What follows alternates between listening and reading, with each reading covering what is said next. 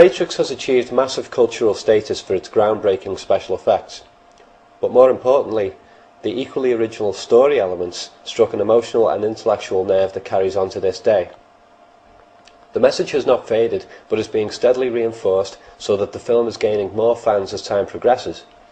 The reason for this is that the fast-changing technological, political and social landscapes of our world increasingly bear a striking resemblance to the paranoia and unreality of the world depicted in The Matrix.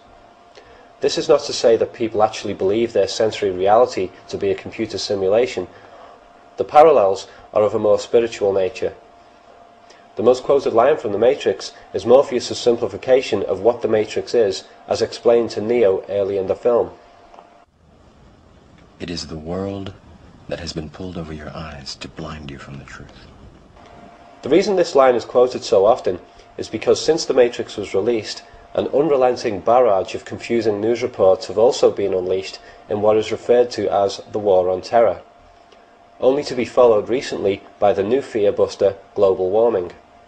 People instinctively know that something is severely wrong in our world at the moment. Great fear was unleashed in the form of the 9/11 atrocities of 2001, which has over the years also morphed into the fear of an emerging police state and an increasing tendency toward barbaric military behaviour, as seen in the Guantanamo reports.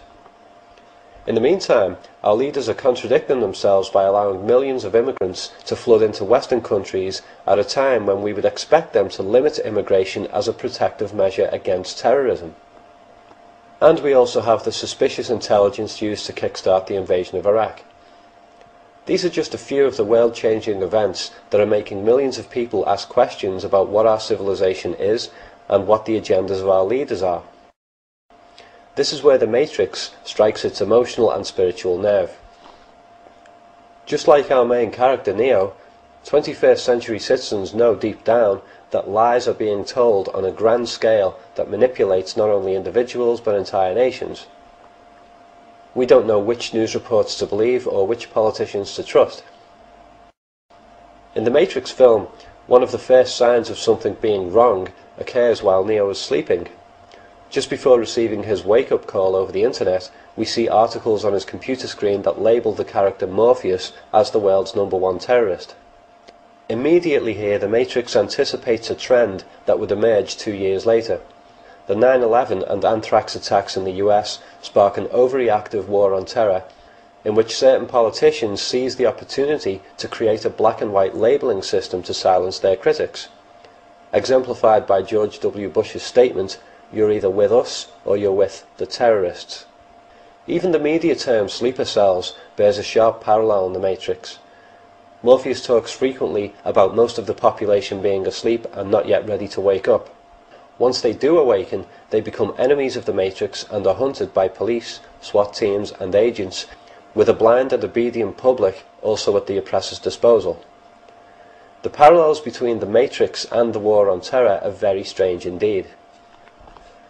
Another conceptual parallel between The Matrix and the world of its audience is the increasing reliance upon complex information technology. The entire Matrix reality is basically a metaphor for cyberspace. The internet has steadily crept into every aspect of our lives to the point where some people spend more time plugged into the internet than they do in the real world. Psychologists have even diagnosed a new syndrome called internet addiction disorder. Even when we aren't spending time directly online, we are often hooked up to other electronic systems. Mobile phones, MP3 players, televisions, computer games. The list keeps growing. Only recently a computer gaming device was publicly released that is controlled by brainwaves alone. This increasing fusion between people and technology has spawned a growth in techno-paranoia. The threat of citizens becoming caught up in a complex digital web of false reality and invasive surveillance is played out in its most paranoid and extreme form in The Matrix. Recently, the British Ministry of Defence's Global Strategic Trends report proposed that within the next 30 years, people who spend long periods of time disconnected from electronic communication systems will be viewed with suspicion. It also hinted at the possible future use of brain implants.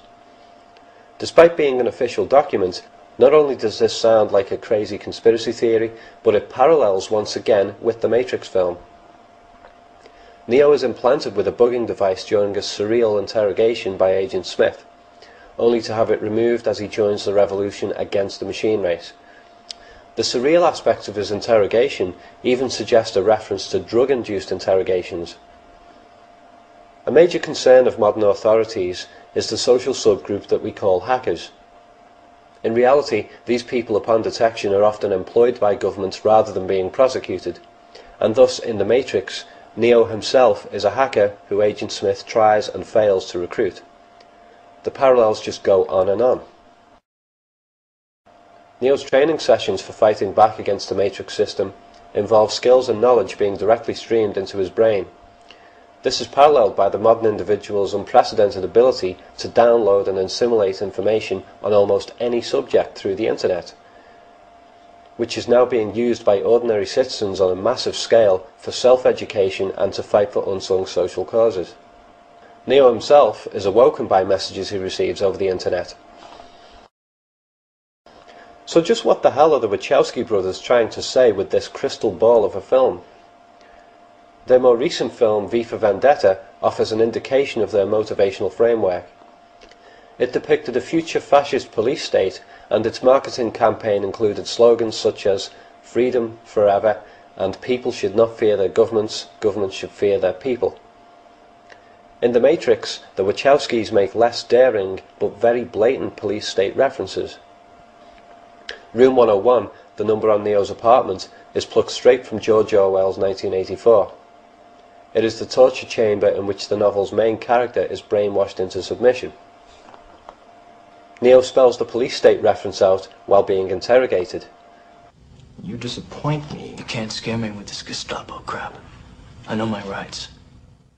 The parallels between the 21st century that we now live in and the Matrix movie of 1999 extend into the philosophical and the emotional.